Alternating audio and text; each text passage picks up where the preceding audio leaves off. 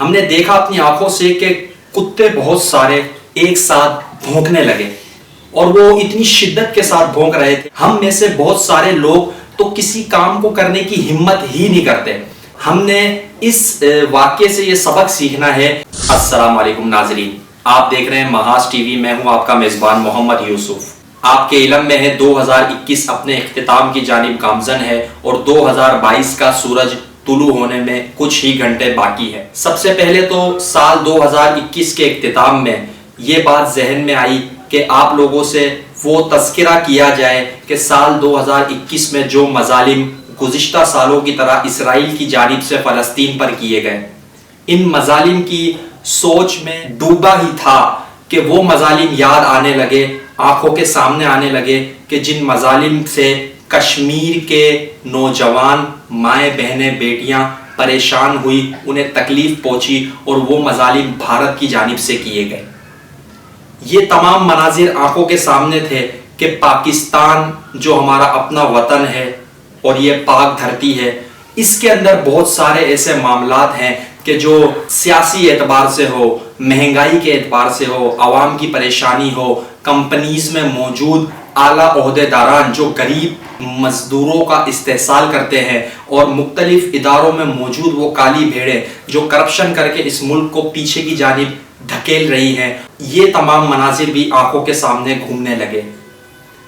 عالمی ایشوز پر بات کرنا اور ملکی صورتحال پر بات کرنا، یہ تمام چیزیں ایک جگہ پر، صوبائی مسائل اور شہری صورتحال پر بات کرنا ایک جگہ، لیکن ہمیں جو اصل پوائنٹ کی طرف آنا ہے وہ یہ ہے کہ عالمی نظام، ملکی نظام یہ تبدیل ہوتے ہیں، اچھے یا برے بنتے ہیں انسانوں سے. جی ہاں، وہی انسان جو آپ ہیں اور میں ہوں.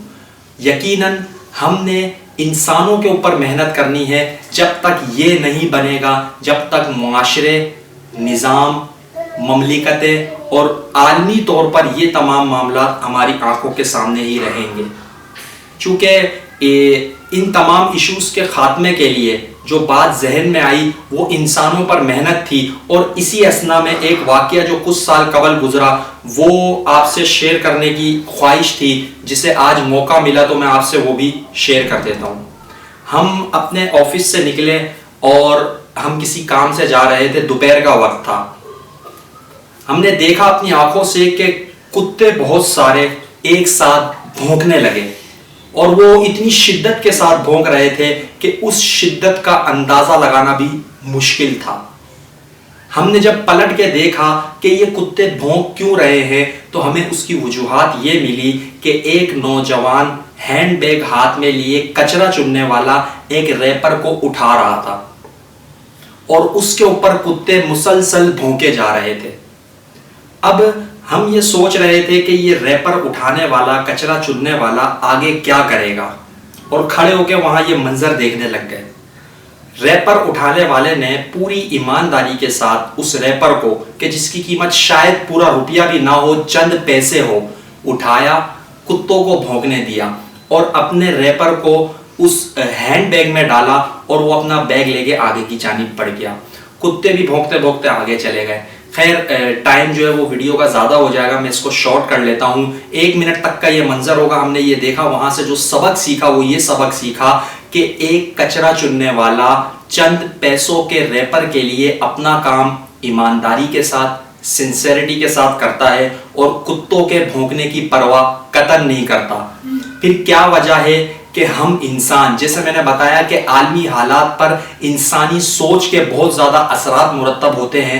ہم میں سے بہت سارے لوگ تو کسی کام کو کرنے کی ہمت ہی نہیں کرتے. مطلب کوئی کام دیکھیں ہم کہ جس سے ہمارے گھریلو حوالے سے، ہماری صحت کے، ہماری جان کے اعتبار سے، یا ہمارے ملک کے اعتبار سے، یا عالمی اعتبار سے وہ کام ہماری فلاح اور بہبود کا ہو، اچھا کام ہو، پہلے تو ہم اس کام کو کرنے کی ہمت نہیں کرتے. پھر دوسری بات یہ ہے کہ اگر ہم اس کام کو کرنے کی ہمت کر بھی لیتے ہیں تو آخر میں نتیجہ یہ نکلتا ہے کہ ہم اس کام کو کرتے ہوئے لوگوں کی تنقیدوں کی زد میں آ جاتے ہیں. جس طریقے سے میں نے بتایا کہ کتوں کا کام ہی بھونکنا ہوتا ہے. اب بہت سارے لوگ معاشرے میں کچھ اچھا کرنے جا رہے ہوتے ہیں لیکن چند ایک لوگوں کی تنقید کی وجہ سے وہ اپنے کسی بڑے سے بڑے اہم مقصد کو بھی چھوڑ دیتے ہیں. ہم نے اس واقعے سے یہ سبق سیکھنا ہے کہ جب ایک کچرا چننے والا چند پیسوں کے لیے اپنا کام ایمانداری سے کرتا ہے اور اس کام کو نہیں چھوڑتا, تو ہم نے جس کام کو اپنی زندگی کا مقصد بنایا ہو اور جس کام کو اپنا اوڑھنا بچھونا بنایا ہو, جس سے اس ملک کی ترقی وابستہ ہو, اسلام کی اشاعت وابستہ ہو, تو ہم کیوں لوگوں کی تنقید کے اوپر اس کام کو چھوڑیں. یہ سال 2022 کا ایک چھوٹا سا پیغام اور یہ بات میں نے امانتاً رکھ کے آپ لوگوں تک پہنچا دی ہے. امید کرتے ہیں آج کا پیغام آپ لوگوں کو بہت پسند آیا ہوگا. آپ کا میزبان محمد یوسف اجازت چاہتا ہے. والسلام.